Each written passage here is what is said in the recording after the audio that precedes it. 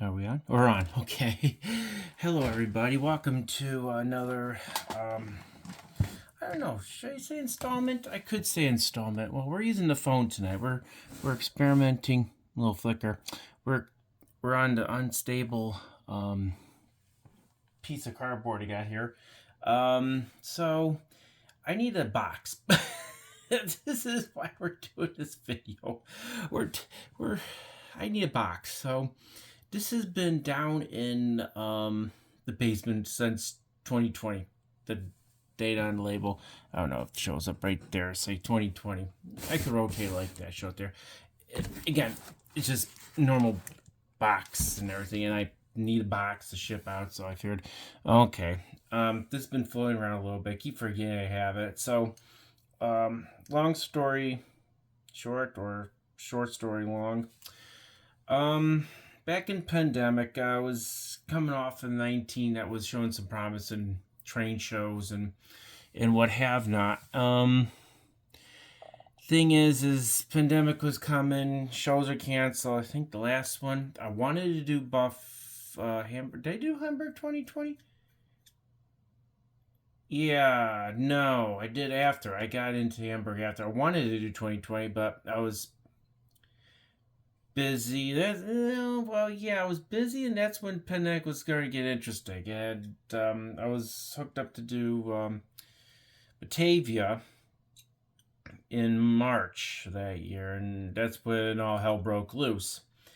So, from like February to the first week of March, last week, February, I think, I was working 60 plus hours because the hammer was coming down for pandemic. The pandemic hit. We were off for a week. Yeah, week and a half, something goofy like that. Well, the company I was working for at the time was trying to get all the necessary permits, paperwork, because we got special disposition for being open during the middle of pandemic and all that. So we were deemed a necessary industry by the government, and yeah, that's when all hell broke loose, and we were working oops scoops hours. Money was rolling in left and right. Company was giving me money if I show up every freaking day, and I did religiously. And so at that time, I was just nights I was going on eBay and was gobbling up everything I could, because I had I was going to go and make a killing after pandemic was gone, and that took over almost a year for that to come true. With the 2021 RIT show was my first show back when everything started opening up, and there's a few other shows, but I wasn't totally into. I was just sticking with it, and because the 2020 year was going to expand out more, I was going to do more of the bigger shows, add Hamburg in, do some Buffalo area shows, try to figure out how to get into other markets and such. Now I'm looking at it, and I'm with a group, right? I actually signed up for Toy Collector Society, for local one, and I got all the Buffalo and Rochester shows that they overlook with help and whatever, and here we are. So 2022 season, when the pandemic broke and we started to get things back, we were starting to get some momentum. We were doing some good shows. Hamburg was starting to pick up. 23 happened or started. 22, end of 22 into 23, I decided to do some changes. And I did a toy show in January because it was nearby, and that helped me out for looking at another method. Add toys into the Hamburg show, which is a toy and train show. Did that. Went in. Looked at a few other shows. last year, the show season 2022, 2023. Actually, it's 2022 I did a lot of this thing because that's how I stumbled upon Lockport, went to Lockport, lost my shirt onto that. I think I had like 2 sales for a 2 day show, which off 3 sales. It was god awful. Batavia show in spring, I did not do great. It was slow. Place was hopping. I was slow. I had more lookers and just like so. Had more lookers and buyers, sort of thing going on. Had a lot of lookies lose, few pick-uppers, a lot less than I'm used to. So, talking with some guys. Even the toy show was okay, but I think it ate into my Batavia experience because the people that would have bought at Batavia came to that show, bought from me there, and that was a cheaper rent show, and I did fairly well enough to do the show again. Yeah, I may add the chapters onto it because this is story time right now, and this is how I'm thinking about going into the 23-24 season. We're doing a full slate and we're doing some gut check thinking. And right now, if I don't pull out of Lockport, this sort of update for the train show sort of thing I'm going on because I'm thinking about it right now because I send in all my money and try to figure out what money is going to go in. So if you do follow, I'll put the link in there. It's Crispy Apple Model Trains. I'll eventually get a schedule out for the year. I've been forcing to do that. Mainly in Rochester, Buffalo area. So shows that I went to. I'm going to be very politically correct on some of this. Show up in Fulton, which is north of Syracuse, trying to get in the Syracuse market without going to the big show because the middle of apple season. People know if you look at the other videos on the channel, I have a venture into apples and cider and such like that. So that's like I'm busy that entire season. So we went up to Fulton in the week after Syracuse, tried to get in that weekend, was full. We'll try to get the spring show, and that was the same weekend as Lockport, and the guy changed the date on me, and that was supposed to be Lockport, then Fulton. Try to find out Lockport this year was a complete bust. Again, three sales or 4 sales in 2 days. They're going back and forth from Rochester to Lockport up towards Buffalo. That was a complete bust, but it made up in spades because I bought a few things. That did not the way I want to do it. It's more expensive. It was been cheaper just to go up one day and just buy stuff, but made some connections, and it was a good experience to make connections and short up a few things with some of the other vendors. Got to know some of the vendors too because there was a lot that time in April. It was positive, and I always look at there's always a positive. You can have the world's crappiest show, and there's a positive. The one in Fulton that I was supposed to do, he changed the date. I never got a form for that, so I think he is. I think the guy's in a dilemma where he has X amount of spaces. He's got his regulars. I think he sells up to all of his regulars. There is no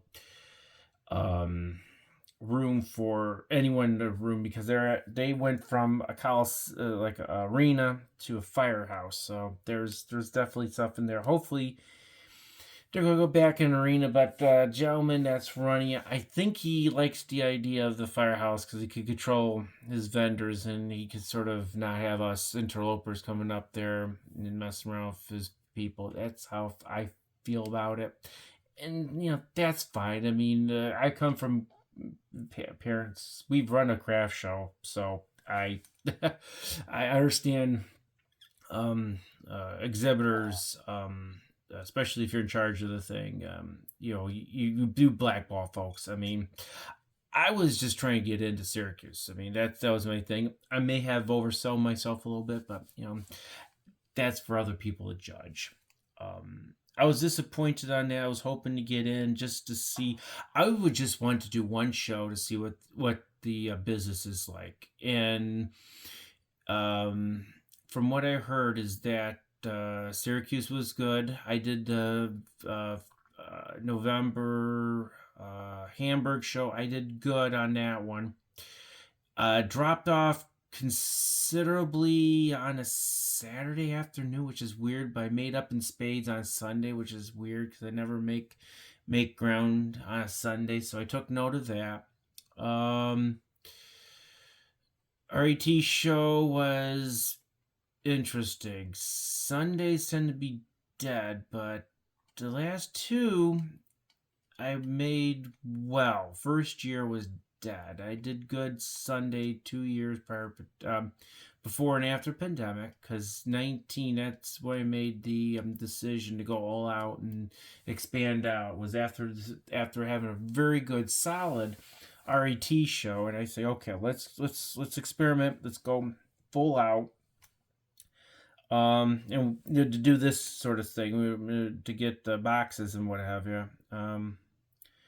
So Syracuse came this year over at the fairgrounds, state fairgrounds in Syracuse. All these places are in New York. And the guys that do it every year, they had a good show. I actually went to as a spectator because Apple season wrapped up early last year, and it was a hopping place. So I was happy about that because I figured, okay, well, it may feed into the RIT show and the Hamburg show. Hamburg show again did all right. RIT was all right. Then we went into turn of the calendar, did the show in Lakeville, which is south of Rochester. That was the toy show. It was my first toy show, and I brought toys. So I sort of mixed up my lesser model toy train stuff with some toys I had acquired from the stuff like this. You get 5,000 things, and you get some stuff that doesn't work. So you're either stuck with or you try to sell it. I sold a few things. Then it was trying to figure out, okay, what would sell at a toy show, because I know the realm. I know how to do the Hot Wheels and Barbie dolls and stuff like that. That's like, you got a group of collectors that always go to these crazy shows and see if you got a limited edition or you picked up a limited edition, something rather out of that, or something special. And the show was mainly a die-cast show. I was prepared for something like that. I was hoping to be a little bit more toys, but the guy who operated it was a die-cast guy. Did Hot Wheels and Matchbox cars. That's cool. I figured, okay, go in, see what's all about. It doesn't cost a lot. It was only like 15, 20 minutes from the house, so I'm not like going out great distances and have everything blow up on me. So, yeah, that was sort of like interesting. And it was like the same thing when I did the Antique World in East Aurora, which was a last minute ditch effort, and gentleman that runs the shows for the organization, the Model Train or the Train Collectors Society. Yeah, I think he appreciated that and made a name for himself. That pretty much, if you need me to show up, I'm trying to make a name for a show. It's like if you need to fill space, I'll bring my 2 tables. Just pray to God make some money. And it's like you make it worth my while. So, and that was surprising because I actually made $20 on that thing. So I made money, and it was a setup to go into Hamburg for the first time, which I did with one table. Never ever do a big show with one table. That does not work well. And I found myself, I was just humstrung the whole weekend, which stunk because it's like, oh, I couldn't do anything about it. So yeah, so we go to this year, 23. We entered in with the toy show, did fine, but it messed up Batavia. But Batavia's been good for 2 shows so far because it got a connection for a bunch of stuff, which I sold a bunch of it so far, so I'm very happy about the first part. The Batavia has been a good place for a single day show of swap meet sort of setup. It's a good show to make contacts, and I do because Batavia's halfway. If you don't know New York State, Batavia is halfway between Rochester and Buffalo off the thruway. Um, so it's more of a region. It's become more of a regional show, so you get more Rochester, Buffalo people sort of commingling into one spot, which is good because then I could go in and I could do some networking, and I see both sets of buyers, Rochester buyers, and I see this and Buffalo buyers, and sometimes people come for a little longer ways because they either missed one of the other shows in Rochester or Buffalo, and that's cool. Um, and that was okay, but I bought some stuff there. Someone was looking around for someone to buy, and just again, if you want to sell me something, I'll probably buy it right if it's something realistically like a box of it, and that's why you did a box of something. A lot of stuff there was in good shape. I probably overpaid a little bit, but I think I got the parts that could make it happen. Um, we're going into what, 10 minutes now, something like that. 16. Yeah, I'm talking too long on this one. Some thought processes again. Yeah, so that was, I consider that a bust because I didn't make much money. I bought a bunch of stuff, but it was good for networking. So, I wish not to have that again.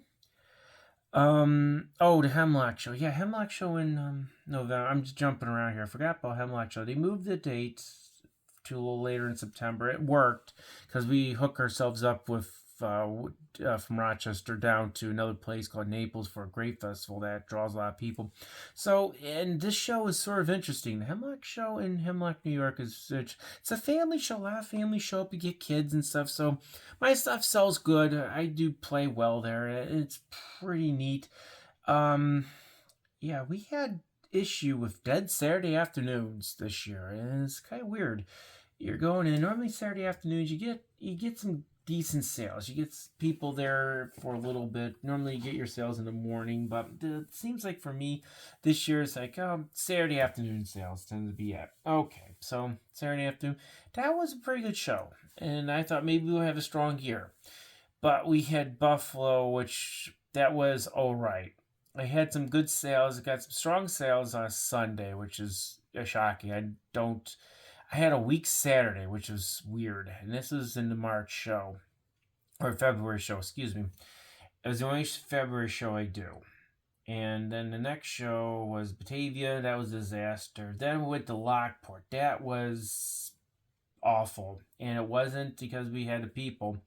I just feel that people were looking for particular things. And at that time of year, people were out money for train shows. People do budget stuff like that, and I just didn't get anything. And um, you know, it wasn't networking because I saw some of the other vendors. I saw some of the other shows that I don't see or I don't get to talk to at some of the bigger shows because they're across the aisle, and it's a smaller arena, so you go in and do that.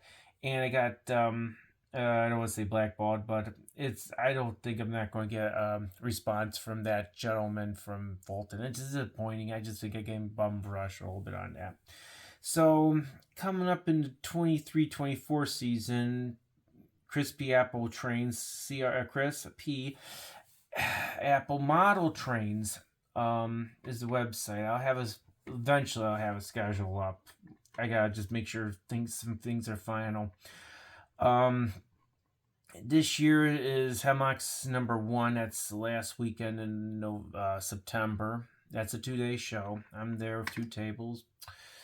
Buffalo Batavia's next. That's mid-October. Two tables there. Sunday, all day Sunday. I gotta go sell trains. Hopefully it's a good one, a good time. It's gonna be a good show.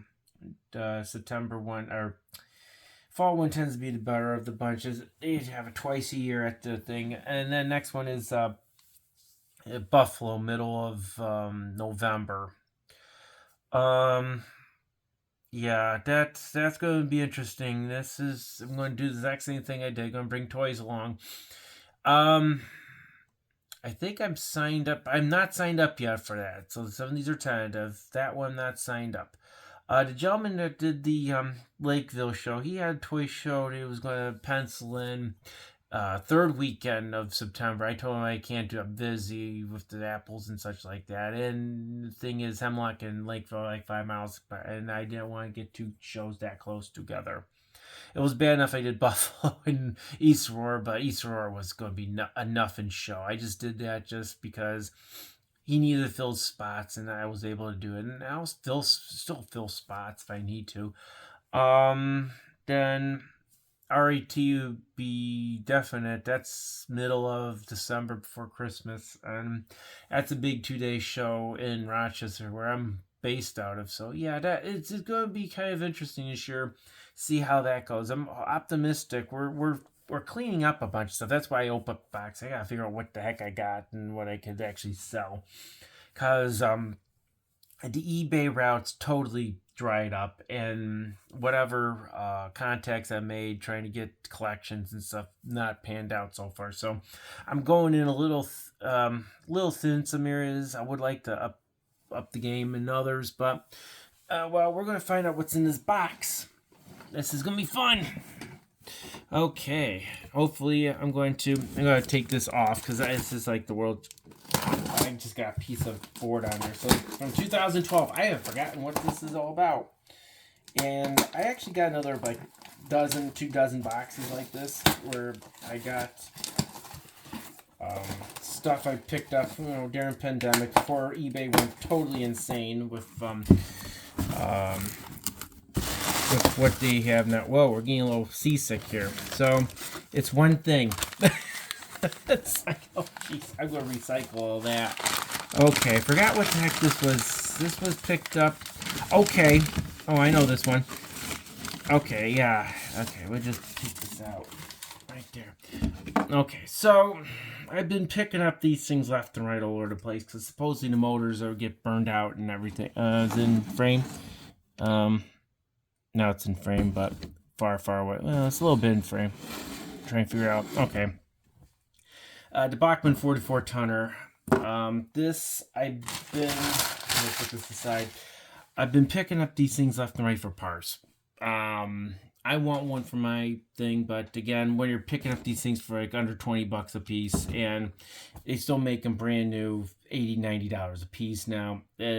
I'm running DC, so these are not DCC models, so it just they're becoming cheap.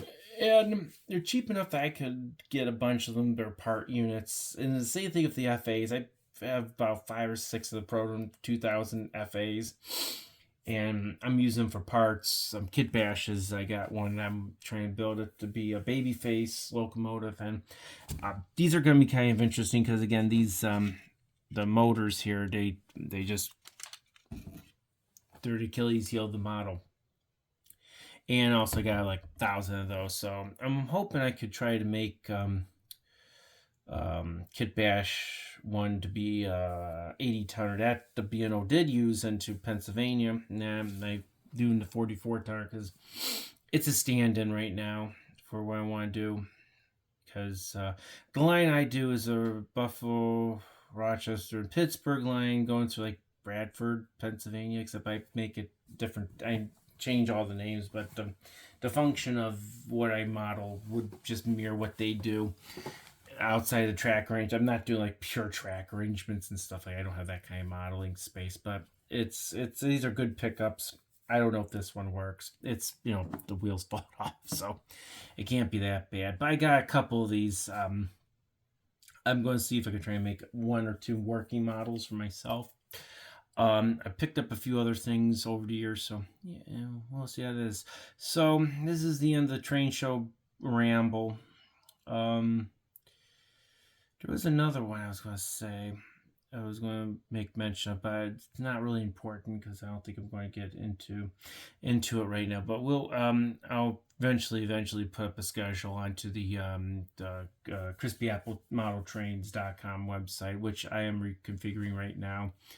I am changing, at least for that, I'm testing out a new hosting partner for that one, just because I gotta start looking at security. And nowadays you can't have you gotta have certifications for secure sites. Oh, excuse me, secure sites. So I'm trying to make it where people could actually log in and say I can't get in there. Some people have actually said, "Hey, I've gotten in there." So that's kind of cool. That's very cool. Um, yeah. So that was what's surprised in a box. Very disappointing. I must have known, and I just never opened it up. Okay, again, if you like videos like this, like and subscribe. I am not anyone's owner, holder, or brother, whatever. No ads. I am not sponsored by anybody. Don't wish to be sponsored because I like spontaneous, raw videos like this. Okay, and that's all for today. I may break this up into two, but it just the way I'm going to go with this is an unboxing. Okay, I got TTF and we're at 26 minutes. Didn't mean to make this long. So thank you very much for joining me